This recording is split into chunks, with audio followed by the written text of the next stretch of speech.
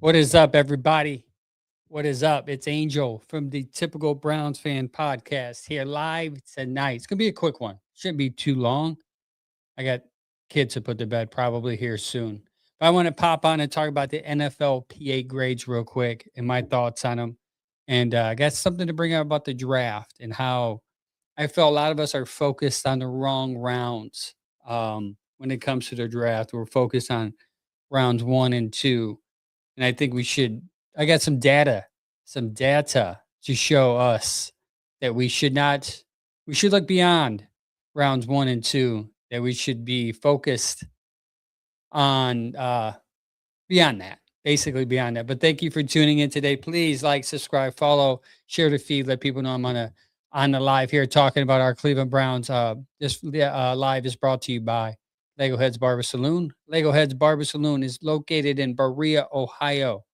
Get there, talk to Marla, get a haircut, a beard trim, and let everybody know that Typical Browns fan sent you, or the Beater Browns podcast. One or the other will work for me, honestly. NFL combines this week. Cardinal Tate ran a 4.54. Are we worried that wasn't as fast as the other people's? Are we scared? Or do we still want to draft him? Meanwhile, you have Sonny Styles and Arvo Reese. They blew up the combine very well. Best player available need. What are we doing? When the Browns see Mekhi Lemon's size, hand size, arm size, and wonder yourself, should we draft him with our first pick in this round, or wait to 25th and hoping that he's there? I mean, he has the same measurables as St. Brown, who was drafted in the fourth round. Now, I know St. Brown is outlasting his draft value, but do you risk it drafting somebody that small? Casey Consumpcion, he seemed to improve his draft stock. He's pretty bigger than I thought, and he runs bigger routes, more routes, according to the route tree index on Sumer Sports. If you go there, you can see all the routes that all receivers run. But we'll see. We'll see what they do, man. It's going to be interesting here from here on out. It's all going about debates. You're going to pull up the combine numbers, and you're going to see Jeff Codwell, Cincinnati guy, runs the quickest 40 time. He had a 10-yard split, best 10-yard split. As far as receivers, he was one of the top ones, surprisingly. Brendan Thompson from Mississippi State, he had a fast 40 time. It's everybody that we didn't anticipate to be in the top is on top, as far as if you're into the Underwear Olympics scores. But the 4.5 for Cardinal Tate's a little worrisome for me. But again, do you really need a fast 40 to get open and catch a ball? I'd be more worried that he's more of a possession receiver than anything. And then you're drafting a possession receiver at 6. And then you start to talk to yourself about, what do we do here? Nonetheless, let's get into the NFL Players Association player survey grades. Okay. Topic of conversation here. Browns overall got rated a D plus. Overall D plus. But here's some stuff that I want to talk about. I'm not gonna hit on all of these, but there's some stuff in here that I feel isn't some stuff that's going to change. And it's gonna happen when we move to the new, we as in like we're the ones moving. But once the Browns move to this new stadium, most of this stuff is going to get cleared up.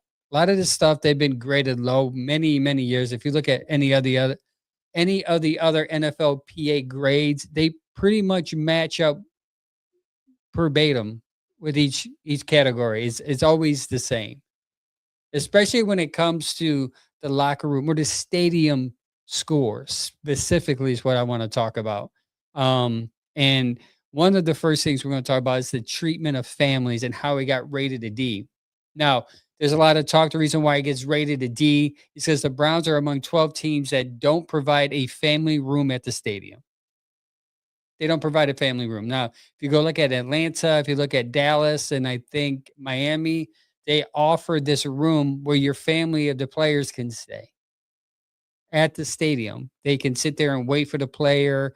They can sit there and wait for the player to come out, most likely a family member, waiting for the player to leave the stadium. But instead, families were made to wait outside of a tent during cold weather and early season weather. It's cold here right by the lake. It's pretty freezing, and the Browns are having families wait outside the tent. I don't understand this aspect of it. Maybe there's no room in the stadium to fit a family, the amount of families that's going to require for a team. Some people bring 2 or 3 family members, 4 to 5, and maybe at the stadium they just don't have room. I still don't understand why they allow them to wait outside in the tent with the heater. That's confusing to me. But as a player, I can understand if my wife and kid has to wait outside in the cold weather until I leave in order for us to leave. But I think this is one of the things that are going to change once they move to Brook Park, because Brook Park and Berea, they're side by side. So a lot of this has to do with transportation. So when you think of transportation, you think of transporting people from Berea or downtown in general. It's a mess. It's a headache. There's only one way in, one way out. This is part of the reason why Jimmy hasn't wanted to get out of there. They don't want that area because it doesn't make sense from a flow standpoint. So players rated the treatment of families as D minus, and I think it's been that way consistently since these NFLPA grades came out, because I don't think they have the accessibility to treat families any better than they can. Now, is that an excuse? No, it's not an excuse. It's a reason. And Jimmy's doing his best. I'm not probably the only person sticking up for Jimmy when it comes to these grades, but I'm going to do it. But Jimmy's doing his best to make these better. And part of that is moving out of downtown Cleveland and into Brook Park. He's also building District 46. For you, those that don't know what District 46 is, it's basically a community right by Berea where the practice facility is. He's going to build townhomes, hotels, shops, a brand new stadium for the Berea Mid Park Titans football team. It's going to be a really nice stadium for the high school football team. It's all going to be there centralized. And what's going to happen, what the vision is, from what I've been reading, is that families of teams, of their team is going to stay there game days, and they're going to provide transportation from Berea to Brook Park, which is only like a 5-10 minute ride. And then when they're done, the families will get transported from Brook Park back to Berea, where the players will meet and they go home. So that myself is going to get fixed in 2029. And I'm sticking up for Jimmy about this. Food and dining. I don't understand the food and dining at a D plus. I've heard that their food supply there in Berea is pretty good. So that confused me to get it a D plus. Even if you listen to 850 Nathan Segura Brown's the Browns network, they said they didn't understand that either because they thought their food was amazing. Nutritionists, that diet stuff, that's stuff that they're still working on. Locker room, F. Now, part of the reason also too why Jimmy wants to leave is because there's no room in their locker room to do any improvements. Nothing at all. The locker room is one of the smallest in the league. Only 39% of the players said they felt it had enough personal space. More than 70% of players said it's too small. And the players have said the building layout prevents them from expanding it. So the Browns are stuck with Jimmy is stuck with a small locker room. And he's getting penalized for it. Got enough. Now, if you go, actually, I think most of college stadiums have better locker rooms than the Cleveland Browns. One of the worst in the league is your Cleveland Browns. Training room, C+. I think that's also going to change. They're updating Berea. They're going to make a bigger training facility, more training staff. I think that's going to change coming years. Offensive, This is the funny one to me. Offensive coordinator, D plus. D plus for an offensive coordinator. I said to myself, which one? Was it Kevin or was it Reese? Which one did they not like this much to give him a D plus? If it was Tommy Reese, he didn't make a well enough impression his short time here that he got a D plus out of it. There, it says no specific reason cited other than historic poor management since 2024, which we can all agree our offense had been horrible, horrible. Special teams coordinator D, D, and we all agree that the special teams coordinator got a D. A lot of people often comment when I posted up the grades. They said, "How did this special teams coordinator get a D? Not enough." Because I said, "Well, Smitty saved him from getting enough. If Smitty would have had a bad year, then he would have gotten F." Because Smitty was the bright side of special teams. After the Cincinnati game, everybody's like, "Cut this kid," but he seemed well. He did not seem. He improved each week, so I think that's why he got a D. At worse grade than the offensive coordinator, which makes sense, right? Because it was worse at times. Team travel, the team hated it. My D minus. Only 60% of players felt comfortable or had enough personal space on team flights. Jimmy's going to have to sink some money into a bigger plane. Then I don't understand that. I don't know. Now that's a D minus, so that means it's probably I should have graded that out amongst the leagues who had the best. I think Miami was one of the best. They had the best grades, but I should have graded out to Miami. Doug said I was embarrassed reading the results. Man, there needs to be serious improvement. Doug, I think they will be once they move out of the stadium. I think the stadium prohibits Jimmy to do anything in that stadium. You can't improve the locker room. You can't improve the family state, how the family operates in there because there's no space. KP says, don't know if you said this or not, but the stadium was rushed. Yes. Yeah, I'm going to read the rest of that. Rushed to be ready when the team came back in 99. Nothing was properly planned, and previous owners didn't care enough at the time to make sure everything was up to standards. And that's true. And that's something when you look at these grades from now, like the head coach and the special team coordinator, like all that stuff you could probably blame on Jimmy too for hiring them, but that stuff that stuff would change year to year, and it would either improve your grade or hurt your grade. But the stuff that has been stuck on Jimmy's bad poor report cards for years is stadium faults. Stadium faults. Like people say, I think his best report card as an owner is like a C, and that's probably when they had a good year because the team was probably the rapport was up. But you have that Jimmy. This now you see why Jimmy didn't want nothing to do with downtown. There's no place to build down there, and there's no place logistically to go in and go out, and there's not a place to build something big enough. If you look at the plans of the new stadium, part of the plans they made sure to tell you is that state of the art locker rooms. Why? Because every year Jimmy got an F on locker rooms, and it's not his fault. The stadium is crap. The the reflection of this report card is not just based upon the owner, but upon the stadium in which they play in. And fans are not talking about that enough. Like large part of these grades is basically environment based, and part of the environment is field where they play at. You're giving me how many criteria is based upon field here? Treatment of families, field, that's one. Locker room, two. Training facility, three. Traveling, that's something they can control. I don't know what Jimmy's going on. He's got to get a bigger plane for those dudes then, or buses. I don't understand it. I know this schedule, they're coming up this year. They're not going to take a lot of. I think they're going to take a lot of buses because they're pretty close, unless it's quick airplane rides. But team travel D, 67%.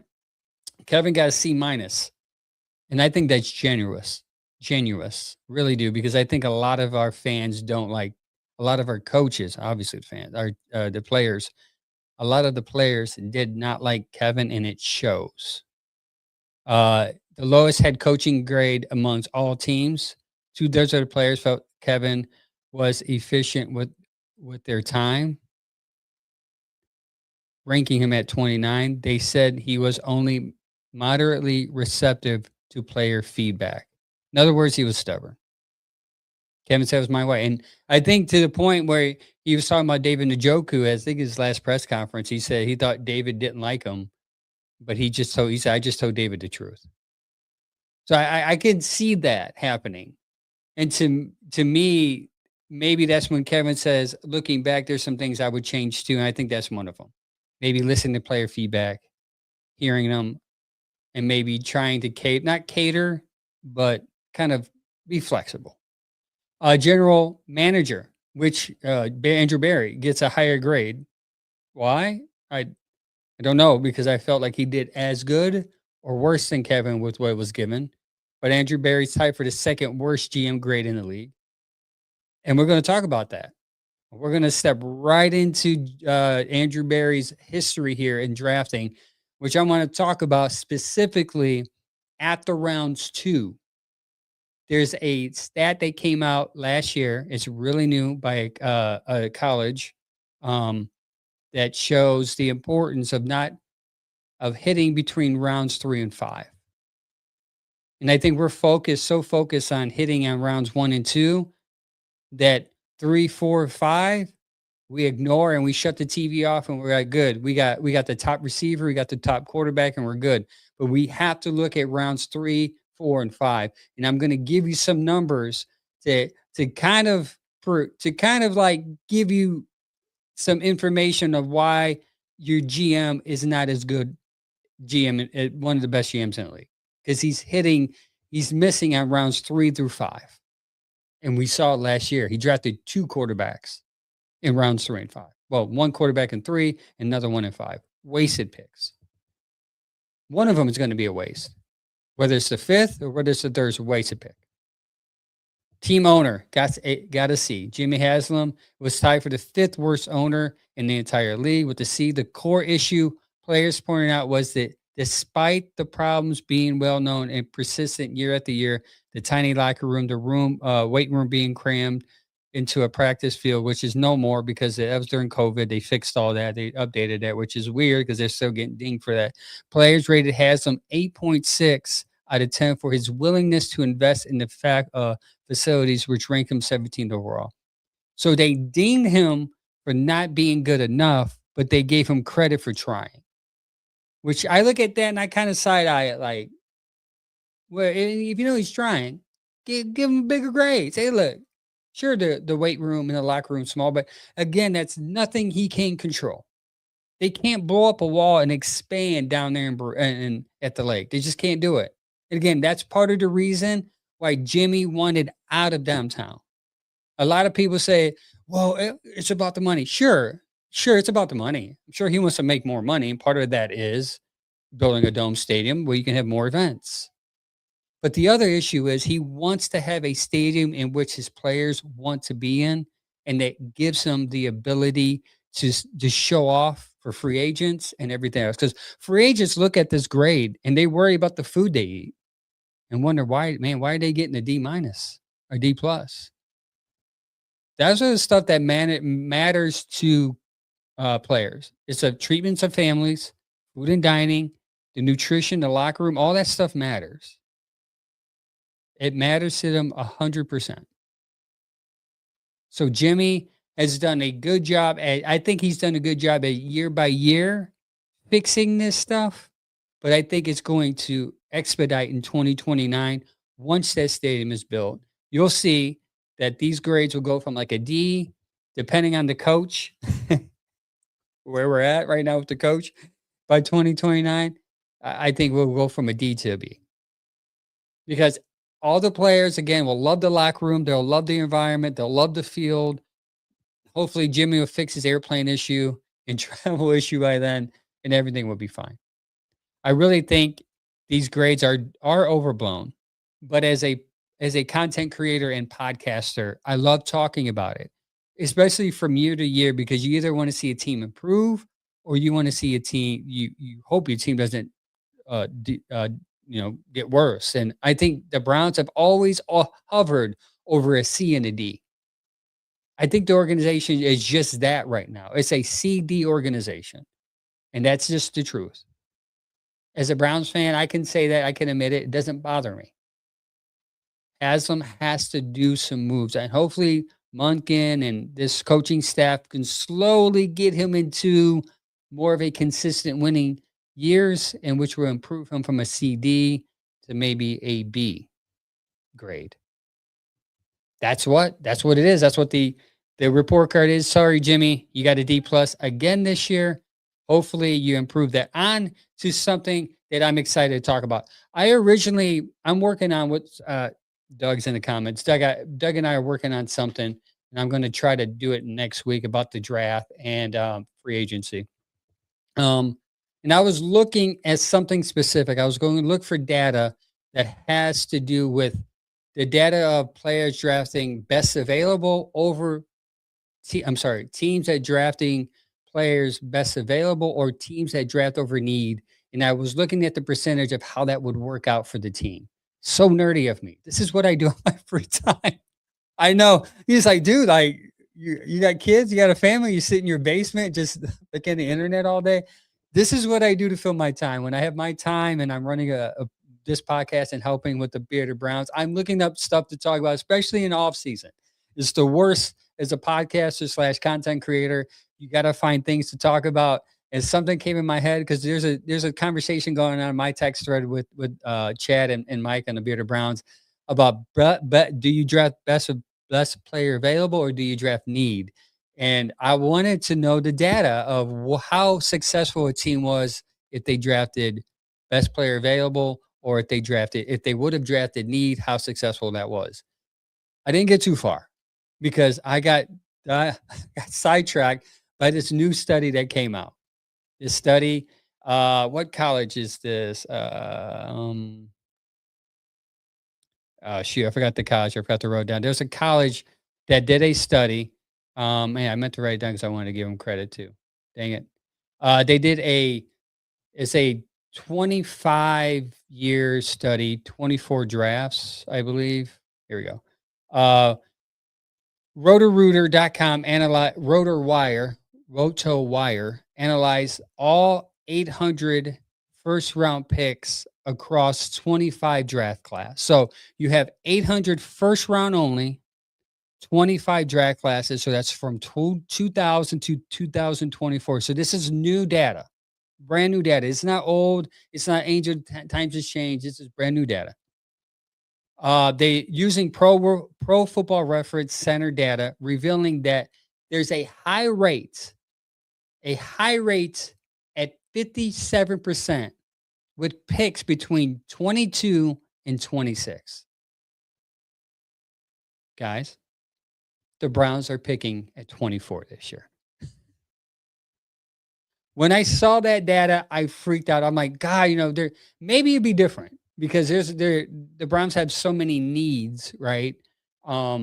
Maybe this would be different because you can draft whoever you want at 24 and it's an extra pick. But it scares me that 57% of picks in the first round between 22 and 26 are bust. And considering Andrew Berry has not drafted high in quite a while, well, a year. I mean, drafted high in the year, but hasn't had the opportunity to draft this many picks high in a long time. It makes me nervous. Makes me really nervous. So there's a study that came out from Samford University Center of Sports Analytics. It's titled Why Rounds 3 through 5 are the most important than round 1. And that's part of the stat. Part of the stat is that 57% of picks 22 to 26 are high bust percentage picks. So typically teams who win a lot or playoff teams, they go in there and they pick maybe best player available because they feel like they just need somebody to fill this void. And they're busting. But according to Samford University and Sports Center for Sports Center Analytics, they're suggesting that the best thing to do is when you are in those round when you're between 22 and down, you should use that pick, trade back, and accumulate more third, fourth, and fifth picks in a third round, fourth round, and fifth round picks. Elite teams aren't they say this is a quote from them. They say elite teams aren't building on Thursday night. They're building their teams on Saturday afternoon. And if your team consistently misses on day 3 of the draft, no amount of first round talent can save it. No amount of third round, fourth round, or fifth round picks, specifically third round, is going to save your team, even if you hit on rounds 1 and 2. We have become so obsessed with rounds 1 as being the franchise savior, when we should be looking at offensive guards or a wide receiver in the third round or a linebacker possibly taken in the fourth round that can change the trajectory of a team. And we see it a lot. We see it a lot. Amon St. Brown, fifth round pick. We see Brock Purdy, Mr. Irrelevant, seventh round pick. But yet we're so fixated on rounds 1 and 2, sometimes 2, but mainly 1, that we forget that there's still a team to be built in the later rounds. Teams that win the middle rounds focus on best available talent. So when you're in the later rounds, you don't draft for need. You draft best player available. Best player available. And I'm going to get into it real quick. Andrew Berry's history since 2020 in the third through fifth round. And we're going to see, is he drafting best player available or is he drafting need? Dan said, imagine the 2 quarterbacks we drafted last year if we would have drafted linemen. 100%. At least one of them.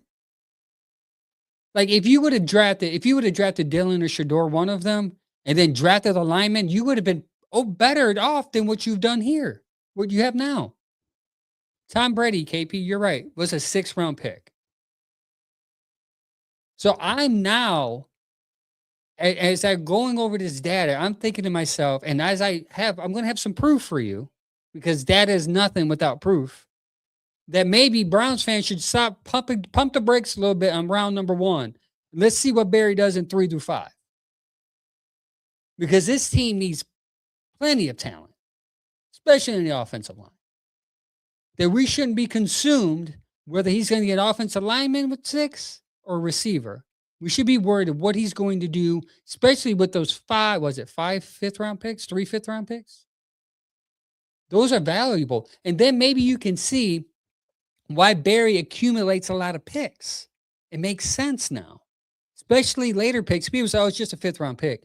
Data shows those are the best times to pick best talent available for your team. Research identifies rounds 3 through 5 as the sweet spot where elite franchises separate themselves from the basement dwellers. Success here correlates more strongly with total wins than success in the top 2 rounds. I'll say that again.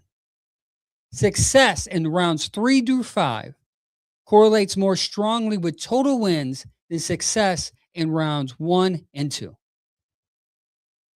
And I'm preaching. When I read this data, I said to myself, man, I'm too obsessed with what's going to happen on day 1. Too obsessed. I'm even too obsessed with what happens round 2 because I got excited. I'm like, wow, we got Mason Graham. We got Carson Schwarzenegger, first 2 picks. Awesome. Even 3rd round pick. And we're going to look into it. Last year's 3rd round pick. Great. 4th round pick. Great. 3rd round pick again. Great. Then you get to Dylan Gabriel. Shador Sanders. When you pick for need quarterback instead of passing on Watt, safety that Atlanta picked up, now you need a safety in this draft. You had Xavier Watt right there but you picked a quarterback because you needed the quarterback, not get the best player available. So let's get into it real quick. So let's apply this method to the Browns, and let's go back from 2024 to 2025. Well, we'll go back to this year too. I don't think the data is 100% proven in 24 and 25, but we're just going to do it just for conversation's sake. So in 2020, Barry's first draft, in round 3, he had 2 third round picks: Jordan Elliott, Jacob Phillips, defensive tackle, linebacker. Okay. All right. Cool. Cool, right? We're pretty cool with those ish, a little bit, maybe. Where are they now? Not on the team. Not on the team. Round 4, Harrison Bryant. Remember him? He was pretty good. He was a good pickup. He lasted. He's still in the league, I believe. I actually think Jordan Elliott is still in the league. I could be wrong. He had a pretty good couple years here. He was useful. Nick Harris, center, round 5. He was here a minute, gone, here a minute, gone again, injury. 2020 was not a good draft for Andrew Berry. Not at all. Not a bit. What do you guys think of 2020? You come out with 2 3s, 2 third-round picks. You got Jordan Elliott, defensive tackle, Missouri. Jacob Phillips, linebacker. He was hurt a lot, LSU. Harrison Bryant, tight end, Florida Atlantic. That's a typical Andrew Berry pick there. Round 5, Nick Harris, center, Washington. Never really panned out. So we go back to 2020. We go again, fast forward to 2021. Round 3. When you draft need, Anthony Schwartz. Not best player available. Need, because you needed a receiver that year. Anthony Schwartz. And known for being quick, but not catching. Round 4, James Hudson, offensive tackle, Cincinnati. Not good. Round 4, Tommy Togiai, defensive tackle, Ohio State. Not good. Tony Fields, linebacker, West Virginia, ended up being a good special teams player. And Richard LeCount III. Richard LeCount III. So the only person you got out of the 2021 draft was a special teamer named Tony Fields. So far, in 2 drafts, the late rounds, you've ended up having Harrison Bryant, a second-string tight end, maybe even third at times, and a special teamer, Tony Fields. All right, let's go to 2022. Pass on St. Brown for Schwartz. There you go, KP. If they would have drafted, well, then again, maybe I can't say that's hindsight. I would say if you would have drafted best player available, St. Brown was there, but no one probably knew that. But whatever. 2022. This is where Andrew Berry hit. Andrew Berry hit 2022 perfectly. Round number 3, MJ Emerson. Emerson had good hit. He might not be on the team this year because he had an injury, and I don't think they're going to want to pay somebody who's coming off an Achilles injury. That's going to take a whole year, even when playing, to get back to their normal self, but we'll see what happens with that. Alex Wright signed his second contract in round 3, defensive end.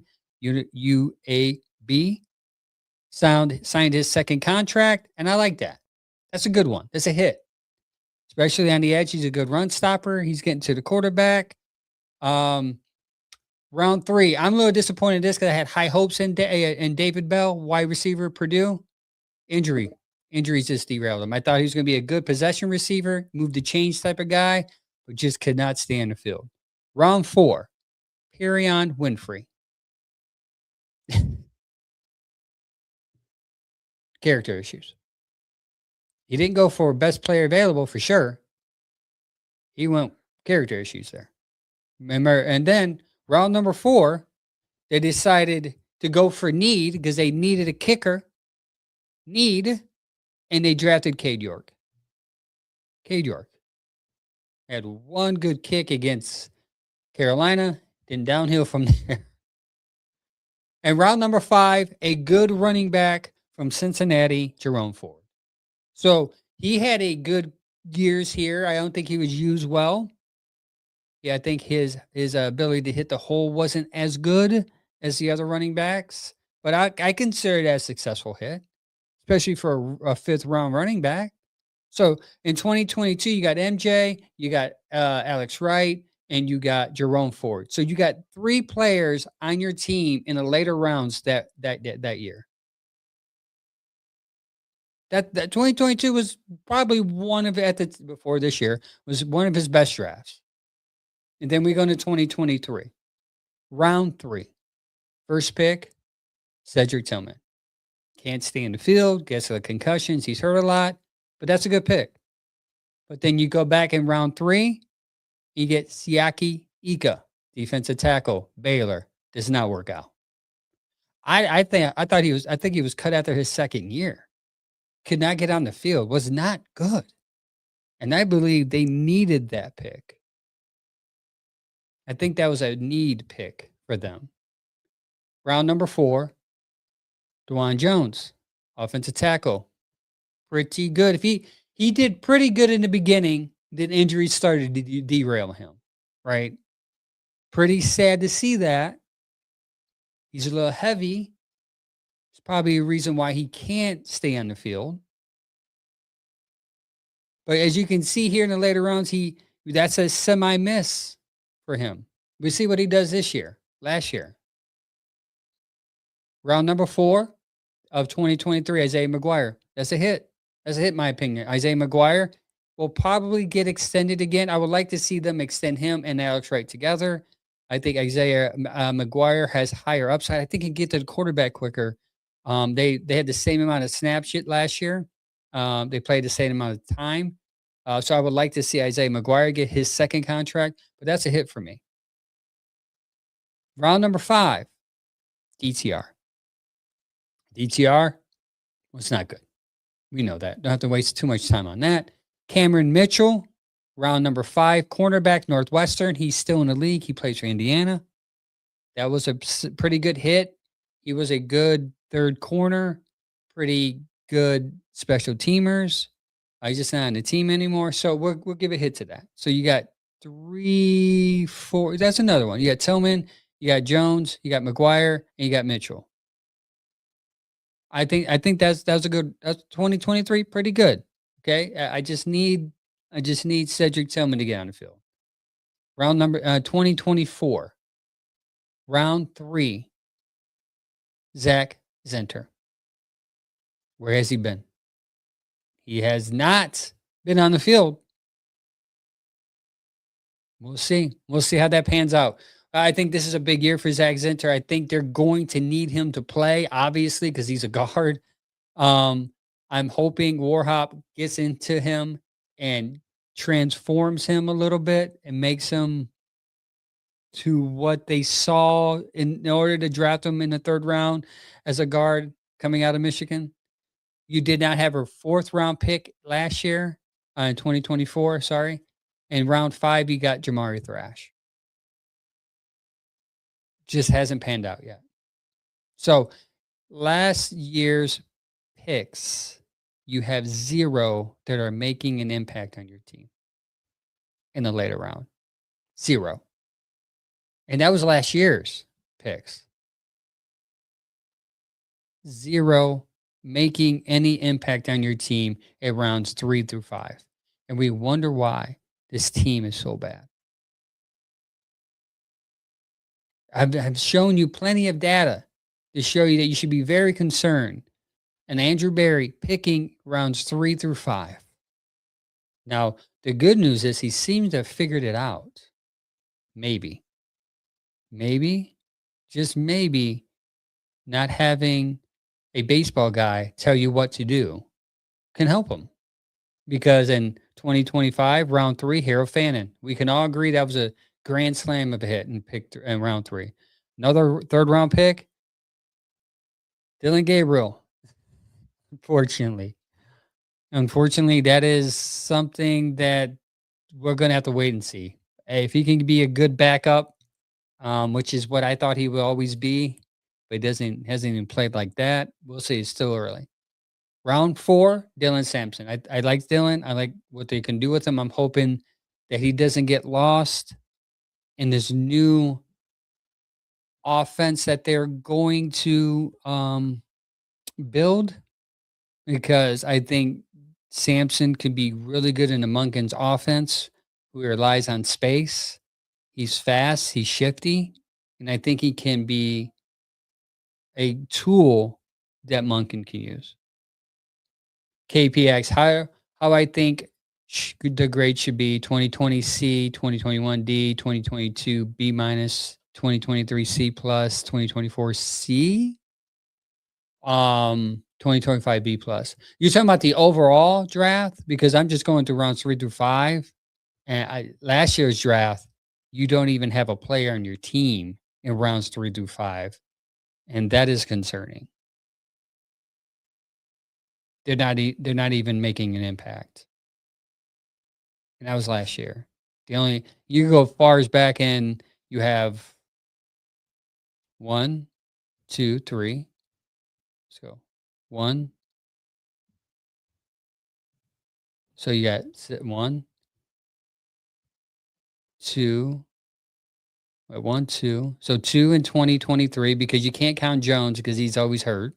He's done. You got Isaiah McGuire and Tillman in 2023 that's making an impact.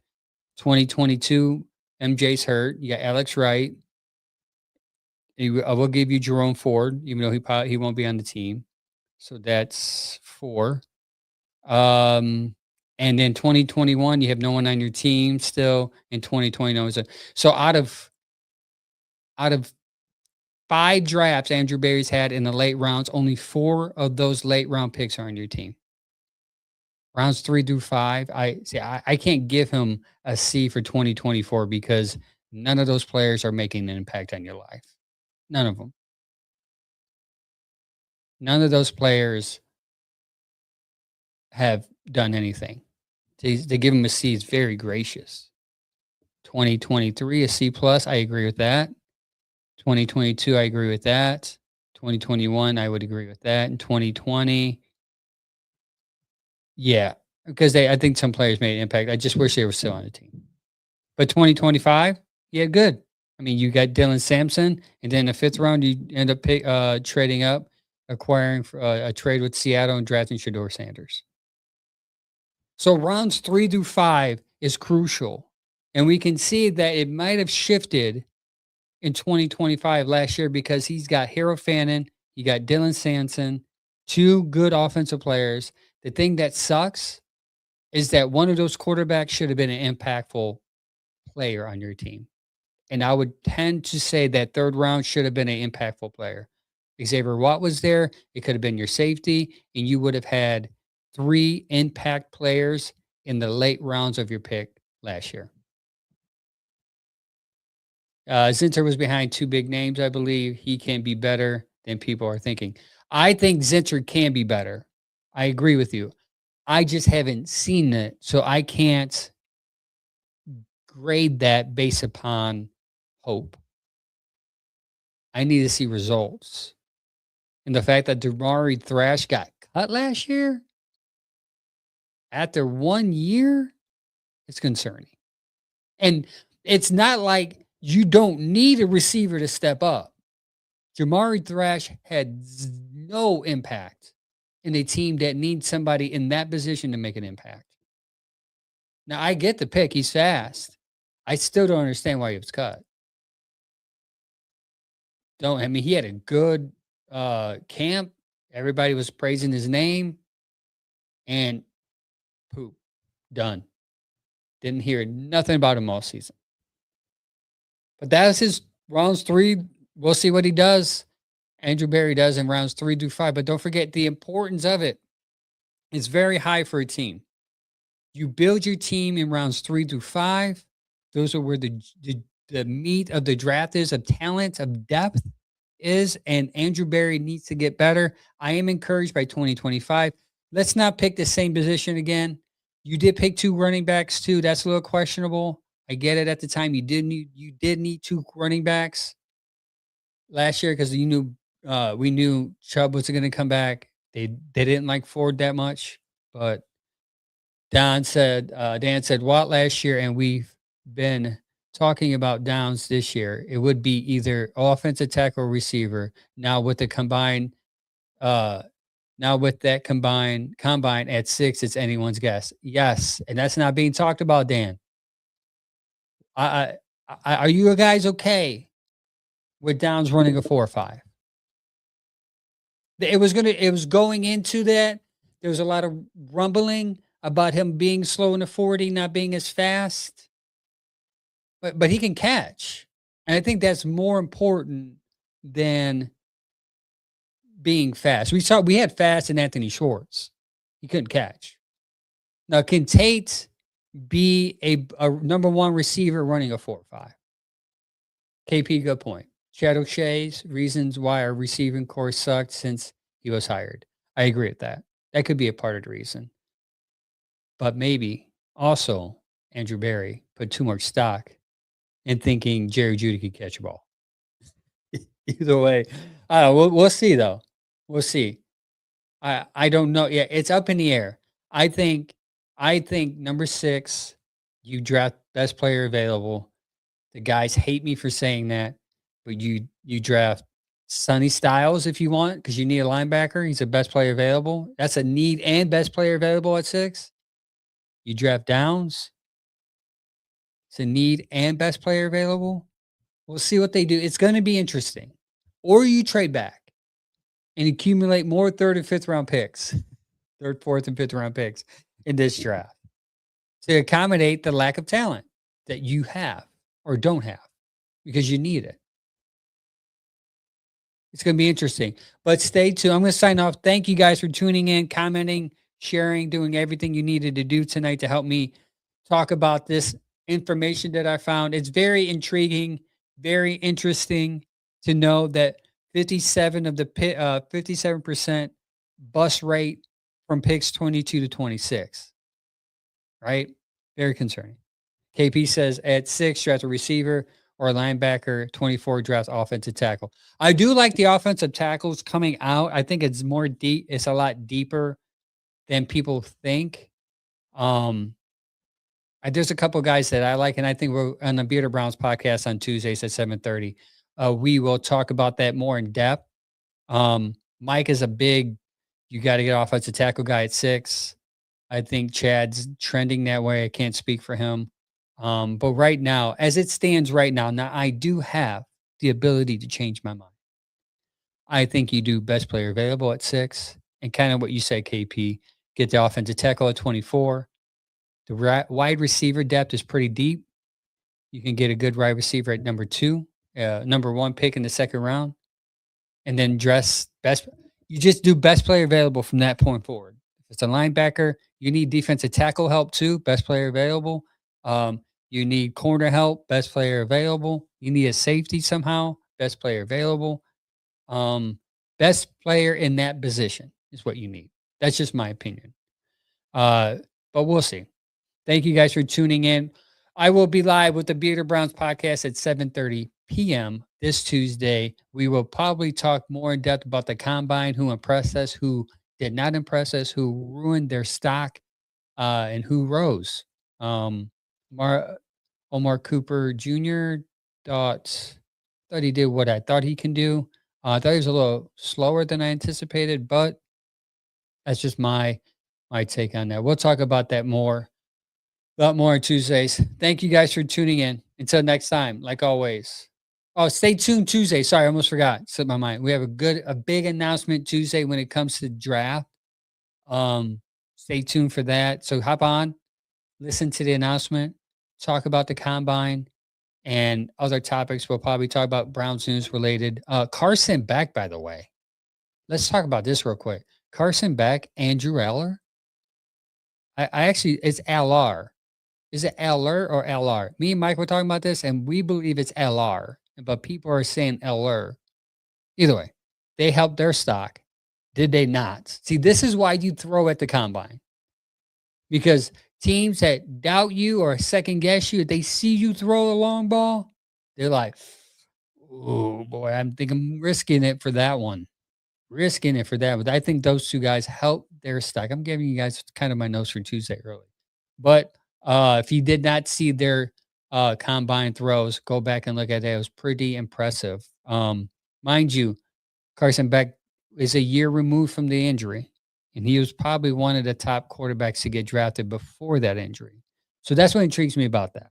Now, Drew Eller, his foot, his hand, his he needs all mechanics. His whole mechanics need to be worked on, but he does throw a nice ball. He really does. Quarterback from Arkansas is fast, but we had Barry Shuck on the Bader Browns podcast, and he said he was inaccurate. So he's going to be one of the risers that people talk about. But tune in Tuesday, 7:30. I say that again. Until next time. Shout out to my sponsor, Bearded. Um, shout out to my sponsor, Lego Heads Barber Saloon, Berea, Ohio. Thanks, Marlon, for sponsoring the show, sponsoring this live. Thank you guys for support. Until next time, like always, go Browns.